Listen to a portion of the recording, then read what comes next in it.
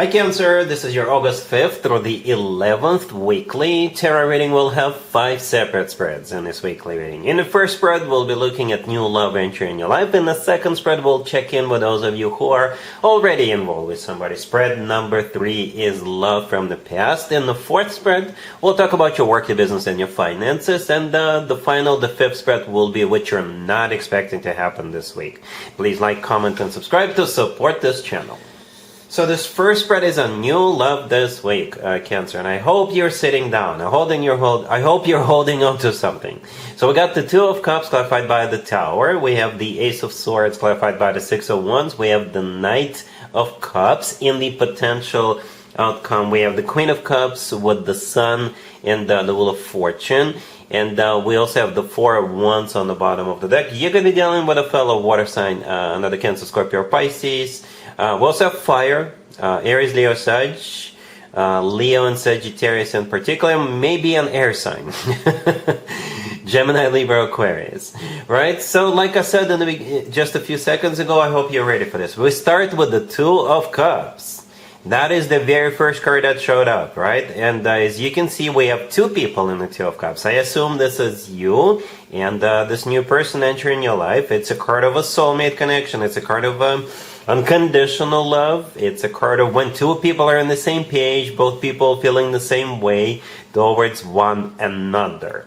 And that's the first card that came out. It's clarified by the Tower. The Tower could simply be a Scorpio you're dealing with. But the Tower could also be something that happens very, very unexpectedly. You do not see it as coming, right? Perhaps you're just minding your own business, you're doing your thing, and bam! Here it is. And the Two of Cups is when 2 people connect right away. So I assume you two will connect right away.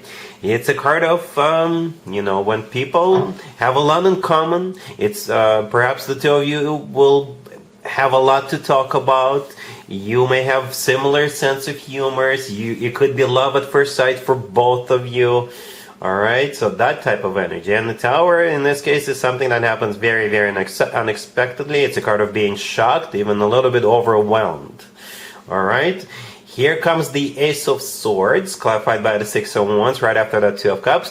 I think the 2 of you will definitely have a very straightforward, very direct conversation with that Ace of Swords. As I often call the Ace of Swords, a no BS ace. No BS. Right? So I think you two will have a conversation and both of you will come to the conclusion that the 2 of you belong together. Right? The Ace of Swords is a card of clarity, so both of you will be crystal clear what's going on and what the 2 of you mean to one another and how you feel towards one another. Okay, the Six of Wands clarifying it is a card of victory and success. Back in the day, the Six of Wands used to be called the proposal card. I don't know if they're going to propose to you this week, but with the Six of Wands, people usually feel good about what's going on. People usually feel good about themselves, and it's also a card of attention. All right, and here comes the Knight of Cups. The Knight of Cups is the most loving, the most caring, the most romantic knight out of all 4 knights. Right, so I think this is both of you moving forward. Both of you going to be in love. The Knight of Cups could also be a fellow water sign, Cancer, Scorpio, or Pisces, but perhaps this is both of you sharing that energy because you're a water sign yourself. Right, Cancer? So speaking of you, in the potential outcome, we have the Queen of Cups with the Sun and the Wheel of Fortune. I assume you're the Queen of Cups here, unless you're dealing, again, with a fellow water sign. But I think assuming that's you is a pretty safe assumption. Pretty reasonable assumption. Right next to you, we have the Sun with the Wheel of Fortune. 2 fantastic, awesome, amazing major arcana cards. The Sun could be a Leo you're dealing with. We're right in the middle of a Leo birthday season, so this person could be a Leo. You could be meeting this person at a birthday party or something like that.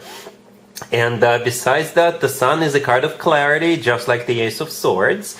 And most importantly, the Sun is the happiest card in the deck. With the Sun card, people usually feel on top of the world. The Wheel of Fortune could be a Sagittarius. As a matter of fact, the Wheel of Fortune could be interpreted as multiple zodiac signs, and Sagittarius is one of them. I usually associate the Wheel of Fortune with a Sagittarius because of Jupiter.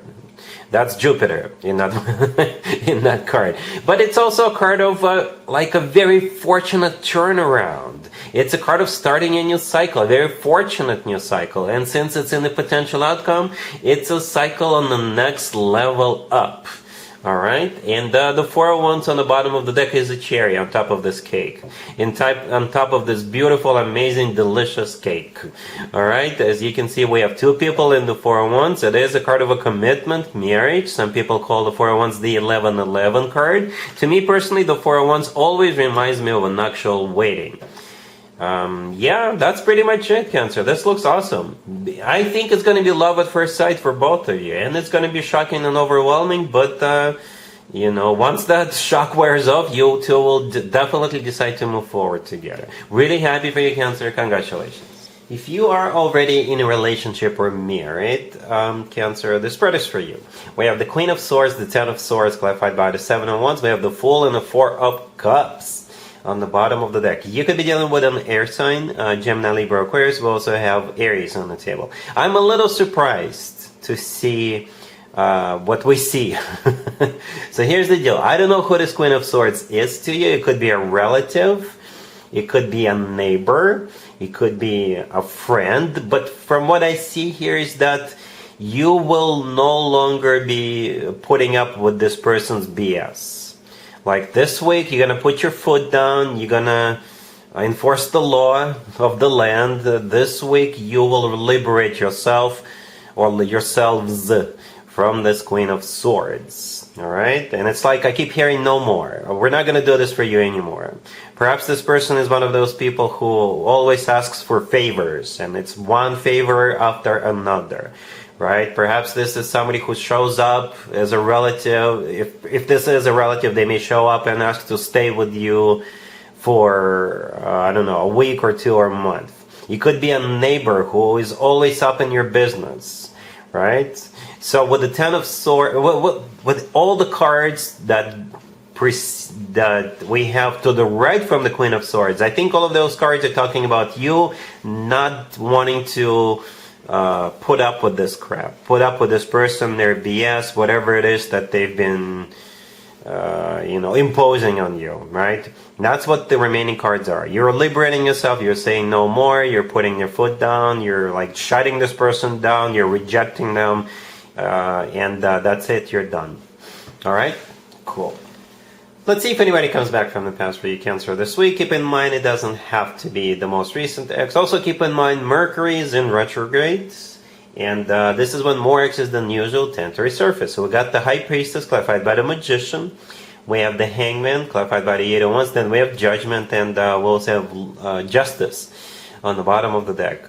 You could be dealing maybe with a water sign, fellow water sign.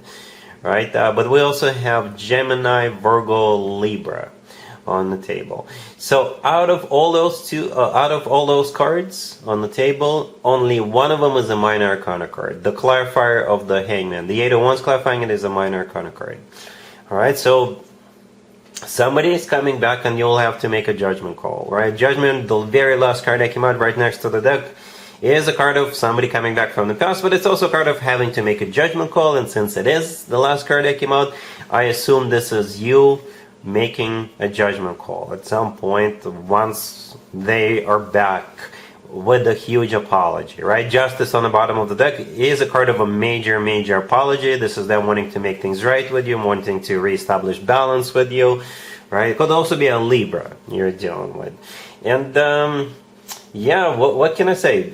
The Eight of Wands clarifying the Hangman. There's going to be communication with the Eight of Wands. It's one of the fastest cards in the deck. It's also the Cupid's Arrows card. It's a card of travel. They may reach out to you and tell you they're going to be traveling, or they will offer to come see you, or they may offer to go somewhere together with you. The Hangman clarifying it could be a Pisces you're dealing with, but the Hangman could be a card of a It's a kind of a stagnation, but in this case, it's most likely either Pisces you're dealing with, or it's like a revelation this person is about to have that they want to get back together with you, Right, it's like a light bulb moment they're having. At the same time, it's a kind of a sacrifice. So when they do reach out to you, then they may offer to make concessions. They will tell you, you know what, I will no longer do this, I will no longer say that, I will no longer behave a certain way that you didn't like.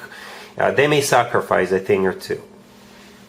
Alright, and I think it's going to be up to you what you want to do about this. Hence the judgment card as the last card I came out. Serious energies, right? Hence all these major arcana cards. Alright, cool. Let's talk about your work, your business, and your finances, Cancer, this week. We have the Six of Cups clarified by the Six of Wands. We have the King of Pentacles, the King of Wands, and we also have the Two of Cups on the bottom of the deck. Alright, Cancer. You could either be the King of Pentacles or the King of Wands. Assign the roles as you wish. But I think for most of you, those two are about to have some kind of a deal.